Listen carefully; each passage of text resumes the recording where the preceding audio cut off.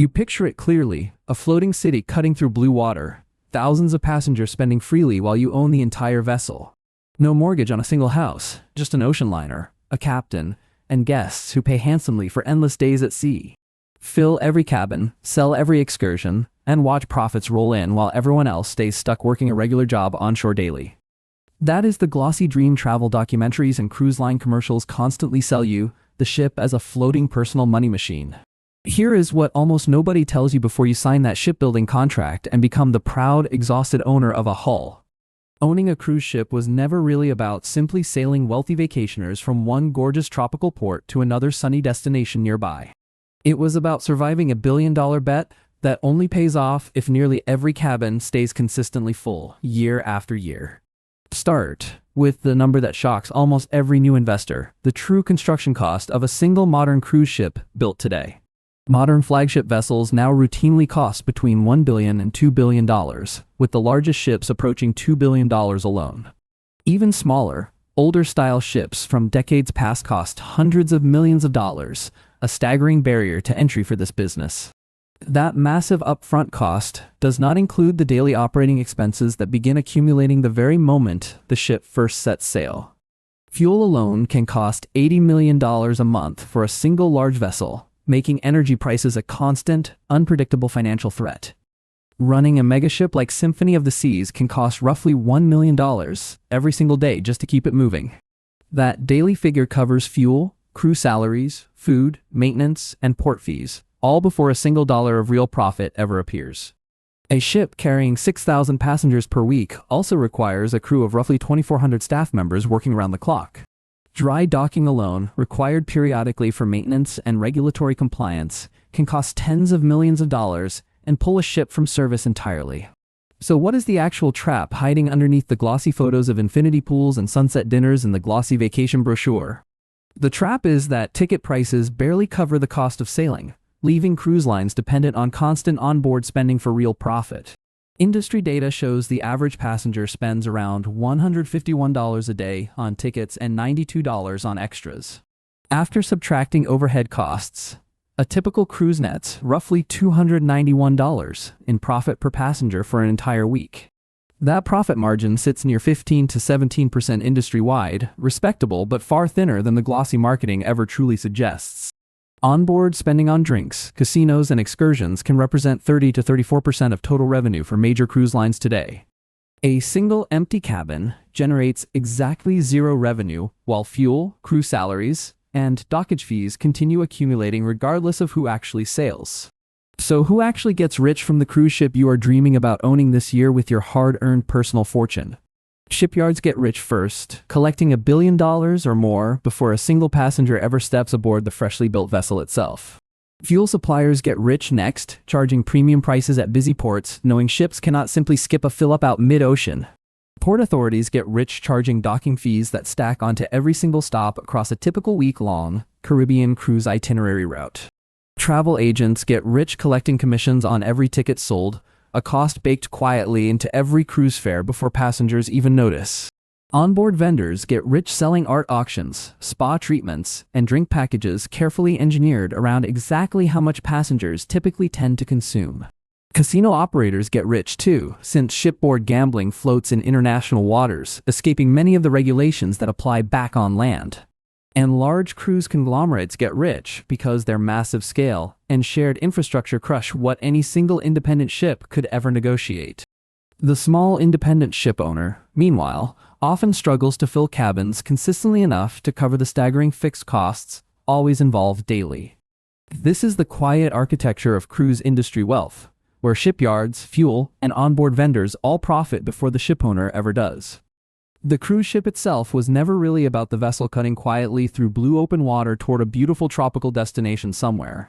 It was about who understood onboard spending, fuel hedging, and fleet scale well enough to survive where smaller operators quietly always sank.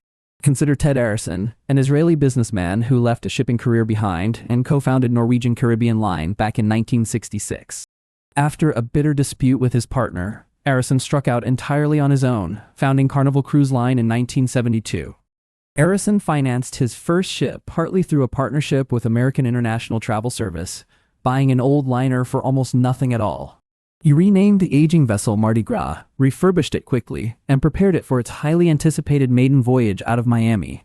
On March 11th, 1972, the Mardi Gras ran aground on a sandbar just outside the entire port of Miami Channel. The humiliating grounding made international headlines, and Arison scrambled desperately just to find enough diesel fuel to finish that very first voyage.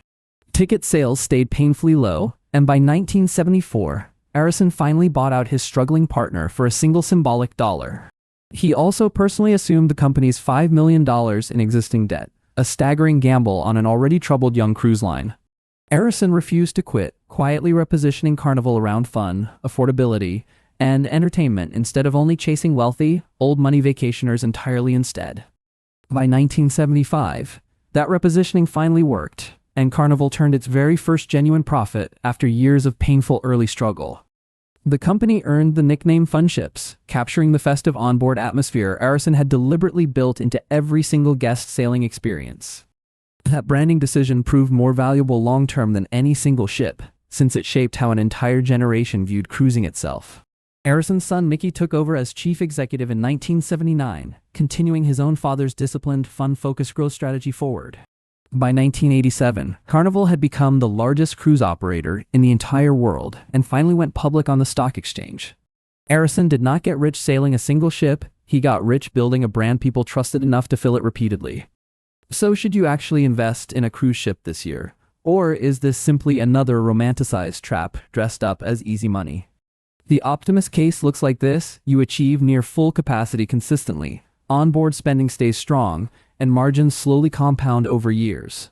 Your reputation builds steadily as repeat passengers return, filling cabins that would otherwise sit completely empty and quietly draining your fixed costs.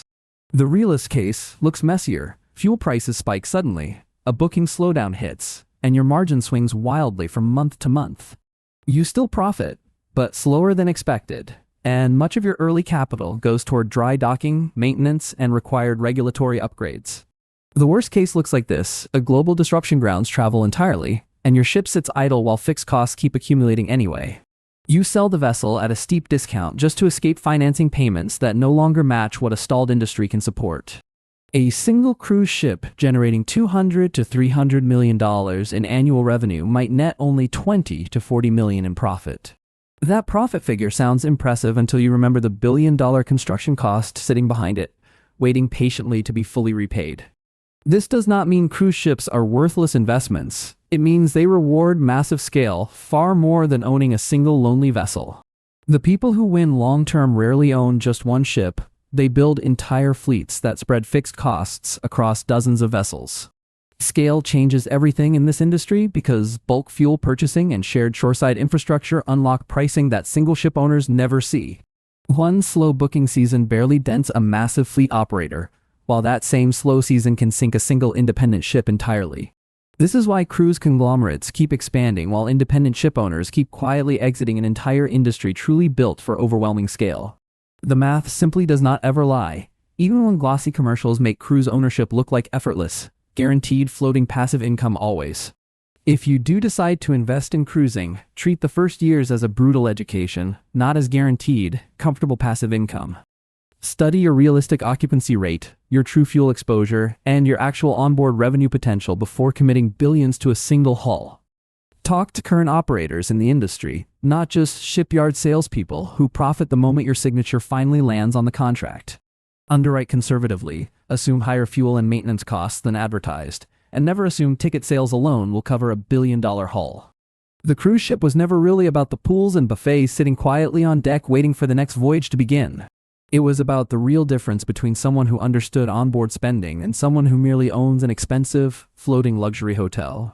Real wealth in the cruise industry rarely looks like the glossy photos. It looks like fuel hedges, fleet scale, and patient brand building. The silent millionaires in this space are not the ones posing on Sundecks online. They are quiet, methodical fleet operators instead.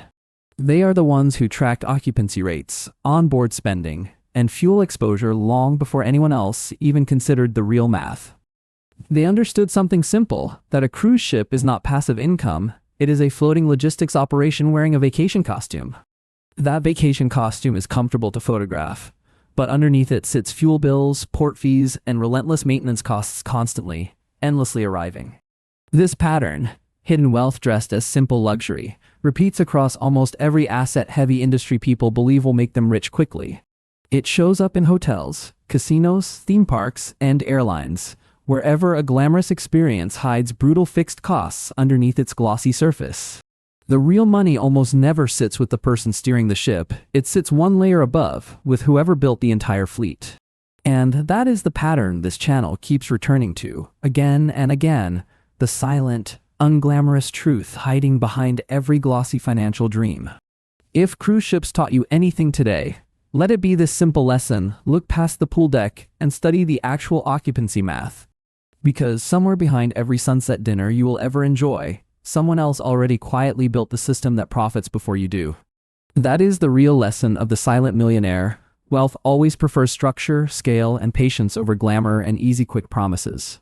Next time someone romanticizes owning a cruise ship, remember Ted Arison's grounded ship and $5 million in debt, not a single sunset dinner. His empire came from patient repositioning and brand building, not from personally captaining a single ship across the open ocean decades ago. Somewhere right now, a quiet operator is negotiating fuel hedges nobody notices, while someone else photographs a sun deck for social media. That quiet operator will very likely still profit from cruising in 20 years, while the flashy single ship owner has already sold at a loss. This is not a reason to avoid the cruise industry entirely. It is a reason to approach it with humility, math, and patience. The cruise ship can absolutely build real wealth, but only for people willing to treat it like a massive logistics business, not a hobby. Every number in this video came from real industry data, real transactions, and real companies that actually built lasting cruise fortunes over decades. Ted Arison started with a grounded ship and crushing debt and built one of the largest cruise companies in the entire world. You do not need his exact scale to benefit from his lesson. Patience and brand building beat glamour in nearly every cruise decision. The next time someone shows you a beautiful cruise ship online, ask about its true occupancy rate before you ever ask about the pools. Ask about fuel exposure, fleet scale, and realistic onboard revenue before you ask about the size of the water slides or the buffet. The silent millionaires already asked those boring, unglamorous questions years ago, quietly, without an audience, long before they ever profited from cruising. That is exactly why they are wealthy, and why so many louder, more excited investors are still absorbing their very first billion-dollar loss.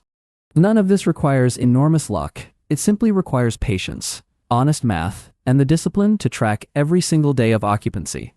Most people who invest in a single ship regret it, not because the ocean disappointed them, but because true costs never matched projected income.